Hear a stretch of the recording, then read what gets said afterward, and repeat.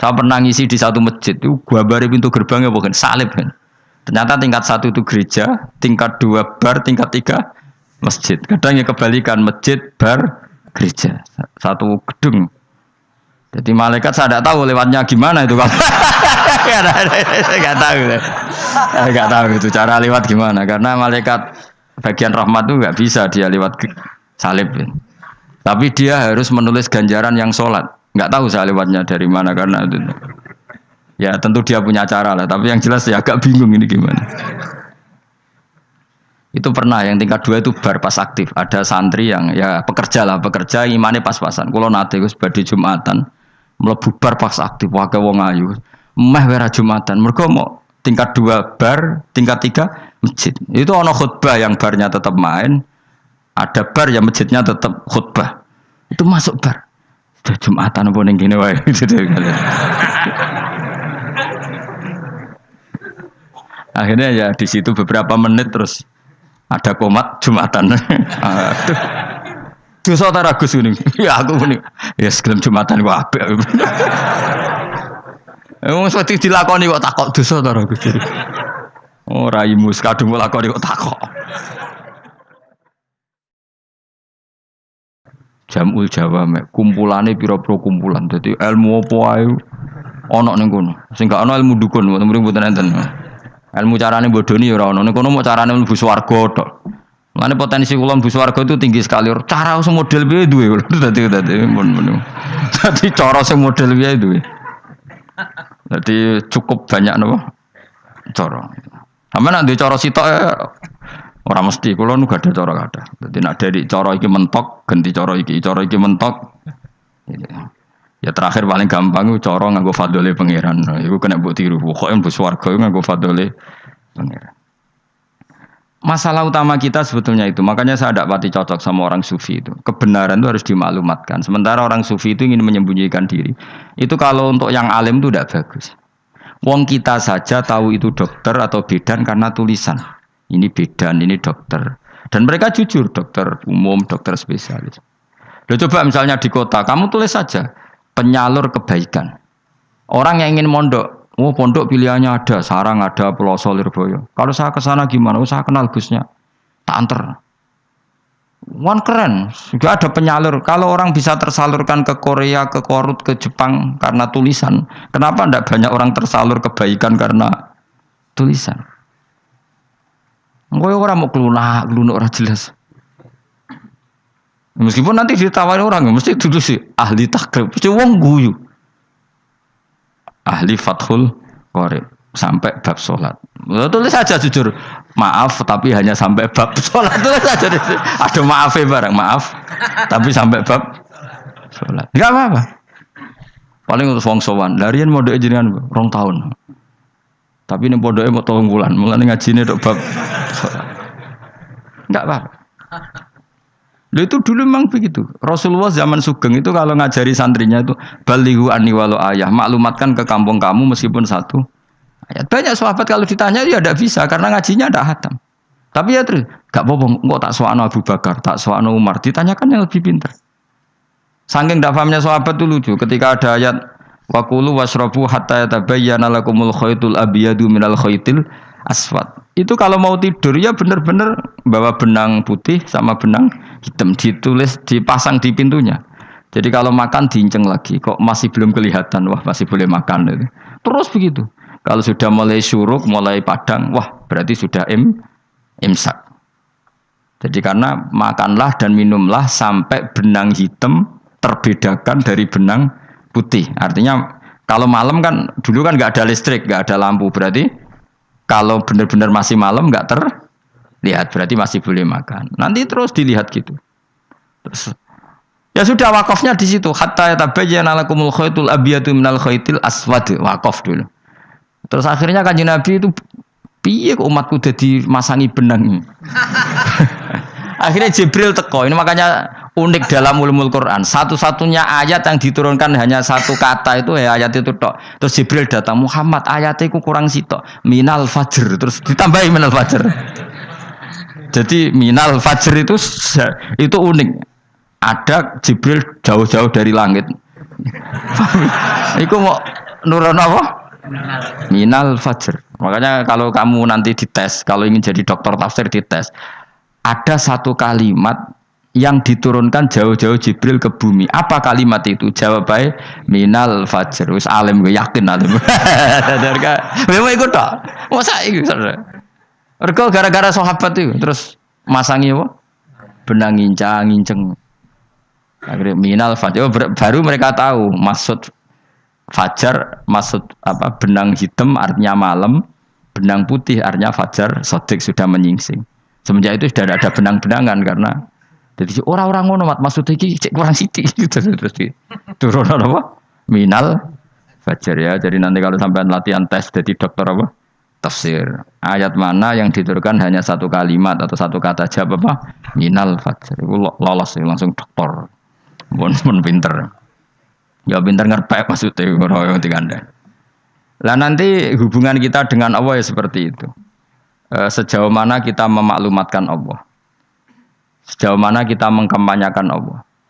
Saya berkali-kali bilang, saya kemarin kan di Korea, itu sebetulnya hanya, saya yakin hanya doa saya. Saya sering berdoa, ya Allah, Engkau dipuji di langit dan di bumi. Lalu kalau di bumi ateis, itu caranya kayak apa? Dulu saya itu terobati karena Uni Soviet setelah persemakmuran banyak menjadi negara Islam. Berarti itu bukti bahwa Allah pun dipuji di bumi Uni Soviet. Lalu yang kayak Korea kayak apa? Ternyata betul Koreanya tetap ateis, tapi gara-gara diserbu wong Indonesia. 49.000 wong Indonesia ning Korea Selatan. Iku mbok gawe sing salat separuh, iku cek piro? 24,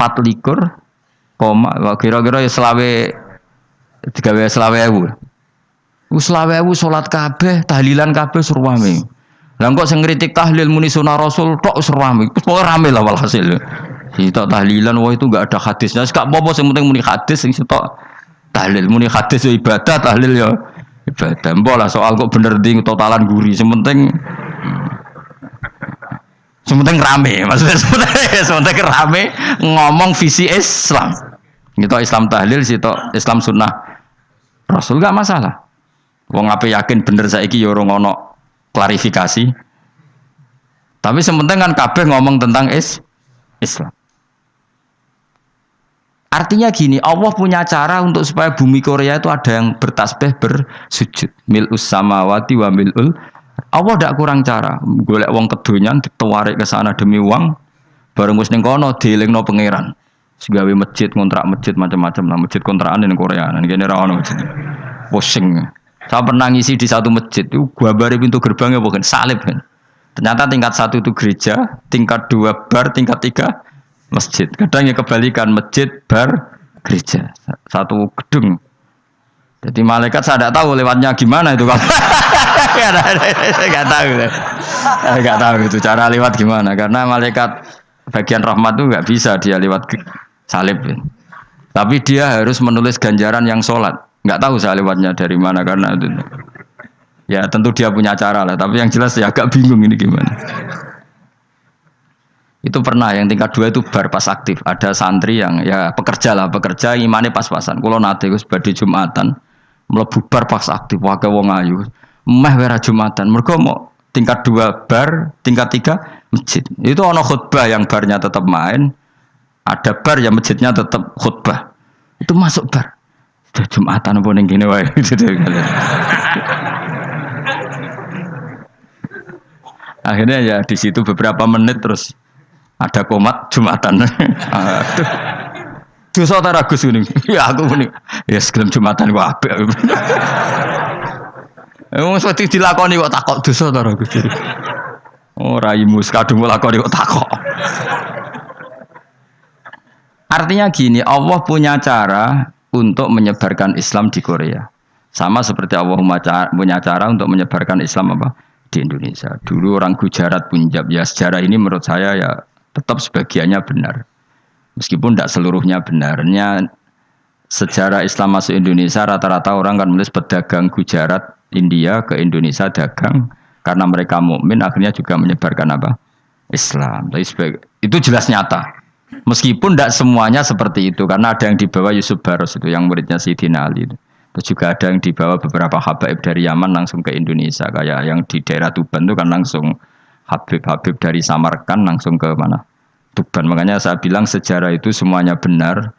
Karena memang variasi masuknya Islam di Indonesia itu banyak. Jadi itu nggak masalah. Sama niru sing kedunyan mawon sing luwih gampang napa? Lho nggih to, kayak Jakarta itu kan kota kayak gitu. Baru kayak wong kedunyan orang ke Jakarta semua. Gara-gara tahu mondok pedutan tadi ahli Fathul Qorib tadi yang sampai bab salat terus bikin masjid. Iku coba takoki faraid terang ora iso. Pemene takoki muamalah terang ora iso, tapi nak trimo carane salat sing batal apa ngentut roh. Aduh aduh. Ilmune roh nak nganti bab iku jek roh. Sing batal salat apa jek roh ngentut nyekel wong wedok jek roh. Tapi mbok aja takoki sing detail apa? Cara mengenali kiblat dengan hisab ya marosdil kiblat wis ora ngara iso. Adok nganggo komputer itu lho. Nganggo jam nganggo kompas. Padahal ana ilmune ya marosdil apa? Kiblat. Di bulan tertentu, hari tertentu itu nanti matahari tepat di atas Ka'bah. Ora ngara iso nek ngono niku ora ngara iso. Ya saya ulang lagi ya. Jadi kesalahan kita adalah kebenaran itu kita sembunyikan. Padahal awal dikenalnya Islam itu lewat i'lam. Fasda bima tu'maru. Kebenaran harus dimaklumat. Tapi problemnya Islam Indonesia tuh kadang humul tuh bangga. Enggak dikenal orang itu bangga gini. Oke lah, kalau yang enggak, saya sendiri ya suka humul. Sampai sekarang saya suka humul. Saya sampai sekarang enggak suka tamu. Bukan karena benci tamu, ribet. Maksud saya kalau sowan kiai ya ngaji saja, ora usah sowan. Oh ribet. Lucu kan, seneng Gus Bak jare wong alim. Terus senenge mau sowan tok ngaji ra gelem iku piye karepe? Wong kok aneh. Iku berarti kok karo kowe seneng dokter, konsultasi obat ra gelem tapi ngajak jagongan. Dok, jenengan tiyang pundi? Jenengan manggen dalem mriki mulai tahun pinten? Lah ya kowe ku takok dokter kemalan. Mestine kowe ku takok laram apa, obate apa kok malah kenalan. Pindah Jogja tahun pinten, Dok? Dan jenengan kawin mriki tahun pinten? Lha wong jare Gus Bae wong alim kok sowan ngono. Jenengan kelahiran tahun pinten, Gus? Zaman dinosaurus.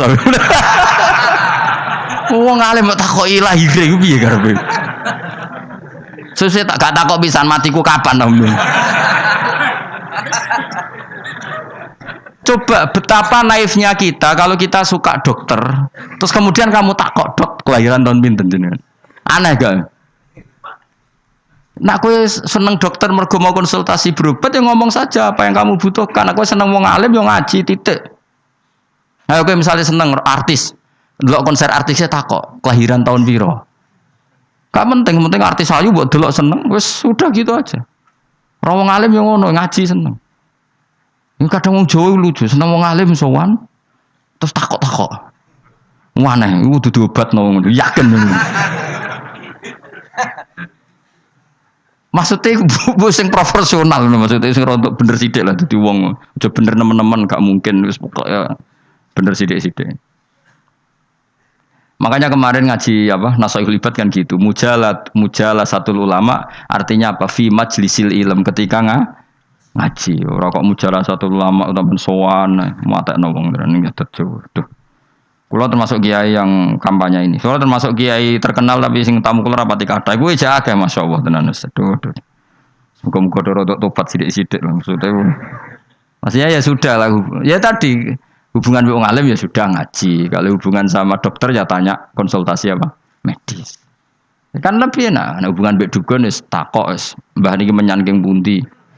Kok jenengan dermemel nglafadzno apa sing kalimate sing jelas kan apa nak dermemel mandi nak jelas kok ora mandi ku piye takono aku yo guru pun mbek dukun wong kalimate ra jelas kok mandi nak jelas gak mandi mergo nak jelas kita bodoni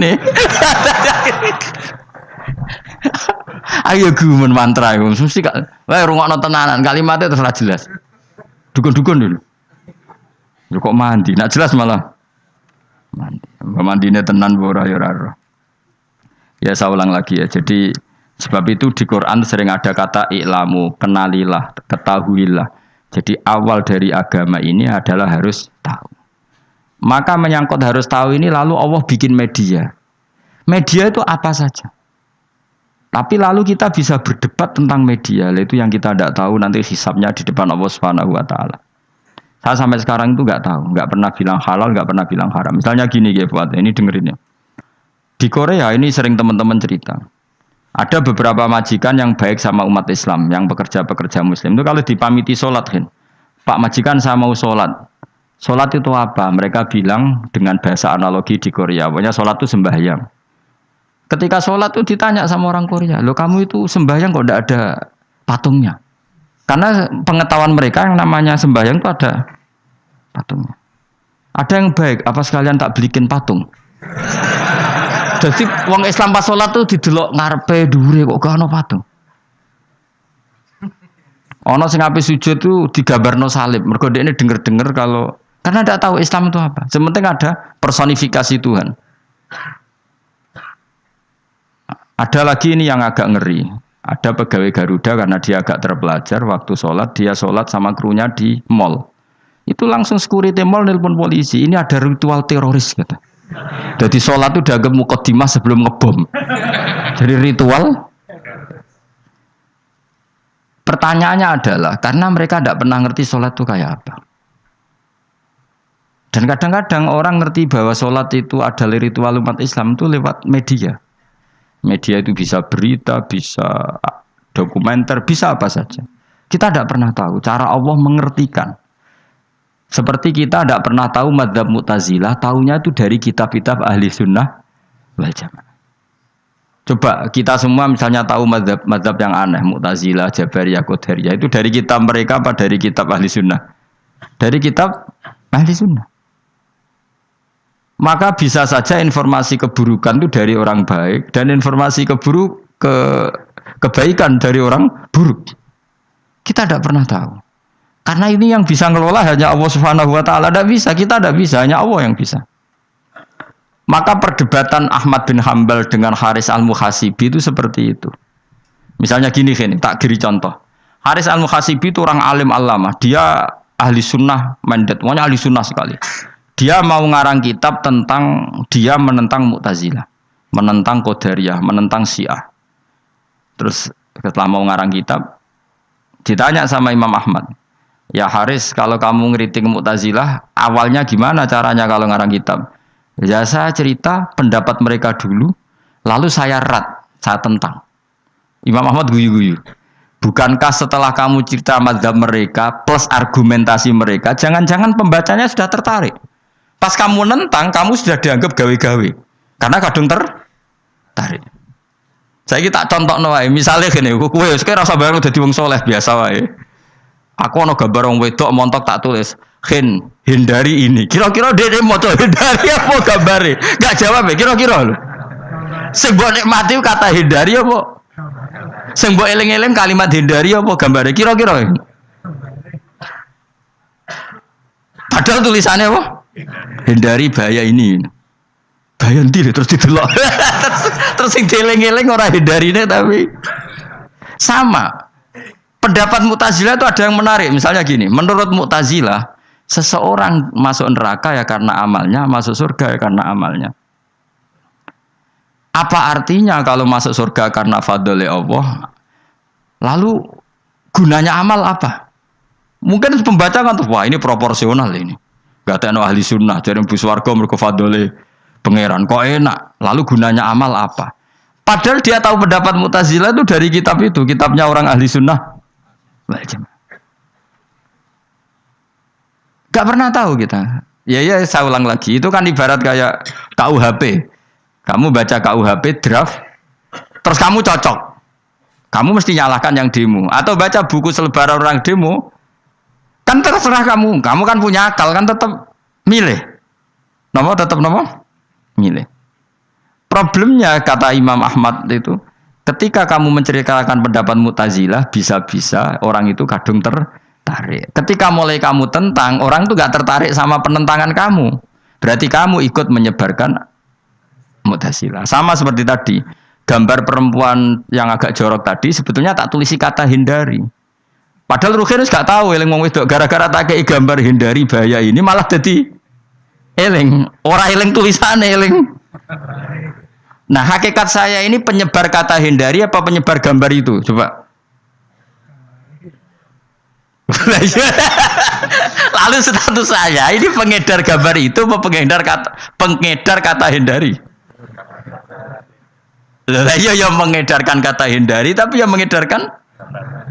Nah sama sekarang pertanyaannya, kalau kamu ngarang kitab anti Mu'tazilah itu sebetulnya pengedar mazhab Mu'tazilah apa penentang? Ya pengedar juga karena umat tahu dari kitab kamu. Dong toh.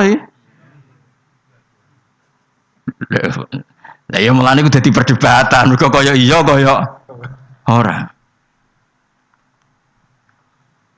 Juga tuh gale gini misalnya, kamu jangan milih presiden yang dari militer, itu pasti keras, tegas, terus kaku. Ternyata pembaca itu wataknya militer, lu cari yang begini, pusing kan kamu. Agak suka presiden sipil, nggak tegas. Padahal kamu nulis itu untuk menggiring orang milih presiden. Jangan milih yang militer, pasti tegas, nggak demokratis, nggak nerima pendapat. Ternyata pembacanya suka saya punya pemimpin yang tegas. Habis kamu kan? Yang tahu hati orang itu siapa? Makanya ketika kitab Ahli Sunnah dipenuhi dengan cerita-cerita madzhab Mu'tazilah, itu sebetulnya kamu itu pengedar apa penentang? Itu pertanyaan Ahmad bin. Akhirnya Imam Haris Al-Muhasibi bilang gini, enggak maksud jenengan itu ngelarang apa dukung. Pokoknya mergo mangkel. Dari Imam yo aku pokoknya ngomong ngono ae pokoknya. Terus akhirnya Imam yes nangoten ketok arahe jenengan mboten sedo ngarang mboten sedo ngarang. Makanya Haris Al-Muhasibi akhirnya enggak mengarang kitab itu. Dia sebenarnya pernah rencana Kitabul Firaq fil Islam. Dia mau ngarang kitab kelompok-kelompok dalam Islam. Ya coba mau apa coba? Misalnya kamu bela tahlil, nasibnya juga seperti itu. Hujahnya tahlil, ini gini. Terus hujahnya penentang tahlil. Yang bisa mengendalikan pikiran pembaca siapa? Ternyata dia tertarik sama pikiran penentang. Lucunya yang menceritakan kamu, pengagum tahlil. Kan tidak pernah tahu. Mana nak cari ceritanya Mbah Mun lucu. Mbah Mun itu mondok Lirboyo. Itu di Bandar Kidul akeh wong ayu. Itu dulu babahnya Mbah Mun itu ada yang suka orang sana sampai nikah orang sana juga pulang ke sarang. Itu diantara mbah-mbahnya Mbah Mun. Suka perempuan sana terus nikah sana nggak pernah pulang ke sarang. Nah, Mbah Mun itu lahir dari adiknya, pokoknya dari keluarga dari saudara yang nggak pernah pulang dari Bandar. Diwasiati mun nak mondok ujo geman dolan ning Bandar Kidul. Gua akeh wong ayu. Akhirnya malah penasaran. Justru kalimat itu yang menjadikan maksudnya aku ajune nganti sepiro kok nganti mbahku katut kan malah akhirnya penasaran. Lare kata Mbah Mun tak angen-angen bener Imam Ahmad bin Hambal. Maksudnya itu kalimat itu pancen ribet. Kalimat itu ribet pancen. Coba milih mana coba? Cung ojo geman moro pasar opo lah nang daerah kono. Ono opo? Bahaya kan. Gara-gara kamu melafatkan itu malah orang penasaran. Di sana ada bareng delok ning ngono ya nak terus mulai nak ora.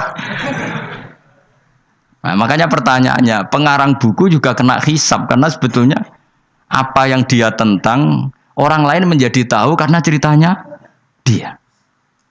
Coba kamu ngarang kitab saja yang anti Syiah atau anti Mu'tazilah atau anti Murji'ah atau anti otoritarian, mesti pembaca itu nggak bisa kamu kendalikan. Nah, itu juga rawan hisab. Makanya berat. Pokoknya walatus alunna yauma idzin anin naim. Semua itu nanti dimintai tanggung jawab oleh Allah Subhanahu wa taala. Karena kita tidak pernah tahu. Akhirnya Haris Al-Muhasibi gak ngarang kitab. Imam Ahmad itu tidak punya karangan kecuali riwayat Musnadu Ahmad bin Hambal. Kalau ada 14 juz. Dia tidak punya karangan. Ketika ditanya, saya takut membuat hal baru dalam Islam. Karena karangan itu kan mesti melogikakan hukum. Sementara Allah tuh kadang nggak butuh dijustifikasi seperti itu. Jadi cara kitab usul fikih ini, sama tak bedai. Mungkin nggak Allah menyuruh kamu ngangkat gunung Merapi tanpa alat? Nggak, jawab saja. Latihan pinter. Ya? Mungkin nggak Allah menyuruh kamu disuruh ngangkat gunung Merapi? Mungkin nggak? Mungkin apa enggak? Nah, itu ulama usul fikih berdebat. Ada mengatakan tidak mungkin. Karena Allah tidak akan memerintahkan sesuatu yang tidak dimampui mukhatab yang tidak dimampui manusia. Masuk akal. Kaul kedua mengatakan mungkin butuhe Allah iku mau wong muni ya tok nurut. Senajan to gak mungkin. Ayo Hen, Gunung Merapi angkat Hen. Nggih Gusti, siap. Langsung melayu mara. Kuwi Allah wis seneng wah nurut aja iki. Tapi ya kemungkinan cek goblok ora takok sik. Kita kan tidak pernah tahu, makanya ulama ini debat. Kira-kira nak Hen Gunung Merapi angkat. Potensinya kan dua, kue langsung melayu apa ngangkat. Potensinya kan kok goblok kayak ngono ora takok. Bicarane kok. Tapi ya mungkin dilembek pangeran. Cek nuruti, ora paham-paham lah melayu. Ki milih ndi? Status sing ngene iki nurut apa goblok? Jawab, nurut apa goblok? Ya nurut goblok. Ya aja ngono lho. Kita ndak pernah tahu. Mulane tetap pada akhirnya kita itu wa in adri. Kita ini tidak pernah tahu. Tapi kita tahu bahwa semua ada hikmahnya. Makanya kadang orang alim itu bilang saya alim, kadang bilang saya tidak tahu. Maksudnya kita tahu Allah memerintahkan pasti ada hikmahnya, tapi kita tidak tahu maksudnya apa. Ya sudah seperti ini. Akhirnya dunia ya sudah seperti ini. Ya kadang ngerti, kadang nggak ngerti. Ya sudah biasa ya. Kalau kita tak tahu sesuk isih urip to ora. Iki jawab. Munir roh iku nyatane yo koyo roh. Munir roh yo ora roh nak mati. Mulane sudah. Kadang takoki sesuk iku jeng yo ziarah nggih, Mbah. Tapi kadang wa alam, Mbah, insyaallah. Ya karena memang ya enggak pernah tahu. Karena apa ya? Wis ra kena diterangno, Kang. Mulane kula niku gadah kitab-kitab perdebatan ulama, anak gejol-gejolkan ngoten niku. Saya ulang lagi ya, kalau kamu mengarang kitab menentang pendapat Mu'tazilah, itu artinya kamu menceritakan pendapat Mu'tazilah, lalu menyebarkan kesalahan mereka. Pertanyaannya, pembaca pertama kali tahu pendapat Mu'tazilah gara-gara cerita kamu. Itu sama, pembaca tahu gambar perempuan gara-gara edaran kamu. Meskipun kamu menulis hindari, tapi kan menjadi tahu. Kamu berarti penyebar kata hindari apa penyebar gambar? Apa penyebar kata hindari? Itu ibarat kayak gini, ada anak kecil baru umur SMP kamu nak hindari narkoba. Bentuknya kayak ini loh nak. Padahal anak kamu itu bakat soleh yang nggak terlintas narkoba. Gara-gara buat cerita ini menjadi tahu. Sekarang omongan iku dihisap tahu orang menjadi tahu gara-gara kamu. Tapi kamu nggak ngandani, takut anak kamu kejebak narkoba, milih mana? Bingung tau ke? Wingi-wingi ra bingung ora tau mikir. Maksudnya ya terus. Aku ya gumun mbek wong ora tau mikir ya do urip. Jadi ya sudah. Enggak angel panjenengan urip ya angel. Mulane ngaji, mulane ngaji minal fajr. Minal fajr. Itu satu-satunya ayat sing turun mau sak kalimat. Jadi ora sak ayat mau sak kalimat, sak kata kalau dalam bahasa Indonesia. Mun kula terusno. Oh masalah yamin iki kula terangno. Yamin itu maknane arah kanan. Arah kanan maknane arah yang dikira benar. Jadi orang Arab bilang kalau sesuatu benar itu disebut kanan. Mulane ashabul yamin, tapi kalau orang salah disebut ashabus simal. Jadi sebetulnya itu bahasa-bahasa, ya memang bahasa Arab seperti itu. Partai kanan berarti benar, kalau partai kiri salah. Tapi sekarang katanya ada wasatiyah, tengah-tengah. Ya saya malah bingung tengah ning ndi. Tapi nah istilah Al-Quran itu jelas ada yamin, ada simal. Tapi kalau wasat itu bahasa sosial, tapi ya sah, bahasa itu juga sah. Wong napa sebut ini ummatan wasatol litakunu syuhada napa wa kadzalika ja'alnakum ummatan wasatol. Mun kula terusno jadi arah kanan itu maknanya apa? Arah yang benar. Makanya disebut ashabul yamin. Kalau salah disebut ashabus simal. Innakum ladzaikul adabil alim. Innakum satamne sira kabeh. Fihi tetep dawuh, fihi ku tetep ing dalem dawuh innakum. Iltifatun te ono iltifat. Iltifat iku ngerubah redaksi. Mau kan tentang hum itu domir ghaib, tapi sekarang jadi domir mukhatab. Lada ikul ada bil alim, ini wong kang bakal nyeksani, bakal ngrasakno siksa sing pedih. Wa mutzawana lan ora den wales sira kabeh ilama kecuali perkara illa jazaa amba kecuali walese perkara kuntum kang ana sira kabeh tak malu nang nglakoni sira kabeh. Illa ibadah wahil mukhlasin kecuali kaulane Allah sing ikhlas. Jadi semua orang itu akan kena siksa kecuali kaulane Allah sing napa? Ikhlas sing wis ikhlas pokoke enak-enak ibadah ikhlas. Mun nang ngandel kula ibadah paling nyaman ikhlas. Mulang ya mulang ae mergo perintah Allah. Cek murid temrohake guru cek ora ban sak karep-karep wis pokoke mulang ya mulang ae. Atus kula nek pokoke mulang-mulang ae. Cek kira hakku ora urusan pokoke mulang wis. Golek ridane Allah ben sampeyan akhirat ra kakean hisab. Ribet mikir manusia ribet. Pemane mikir hak-hakmu ribet. Turuti ora tau warak, serepot kabeh. Ben ngono, dunya ben ngono. Nek dhekmu mesti dianggep urip sedina-sedina. Sing ngongkon bayangno urip suwi kuwi sapa? Wa amali akhiratika ka annaka tamutu khotan. Lan kula nek di 200.000 tak anggap wage. Urip nganti sesuk dhuwit 200.000 cak aki. Lah kowe bayangno dhuwit akeh, bayangno urip nganti 20 tahun. Sing ngongkon bayangno ngono iku ya sopo jelas Nabi Dawud wa amal li akhiratika karena katamu tuhutan kamu ngamal untuk akhirat seakan-akan mati be. Jadi misalnya aku digedingi wong sak menaki, digedingi mau sewengi enteng sesuk wis mati wae. Jebule cek urip. Ya enggak bae cek sesuk. Kan mau sedina-sedina ngitunge apa? Mulane anggere ana panitia ngundang aku pengajian pusing. Aja mbok undang saiki aku mari bingung. Pokoke nek sesuk acara bengi aku kandhani. Mboten Gus ben ana kepastian. Kepastian mbahmu ora melok duwe donya men kepastian namanya. Wong ora tau ngaji tauhid to namanya. Pas, ya coba 2 bulan lagi disuruh bilang iya ben ana kepas. Sing iso ngatur donya sapa? Akhirnya tapi ini ben ana kepastian mbahmu manusa sing iso nontonno sapa? Pokoknya acarane Senin, aku kandhani malam Senin, aku ana ya iso wae lunga. Gampang kan? Tapi kan jantungan. Akhirnya golek kiai serep. Alhamdulillah ras itu. Kados kula ngaji teng mriki wis pokoke umume iku akhir bulan wis ngono tok santai wis. Ya biasa wae.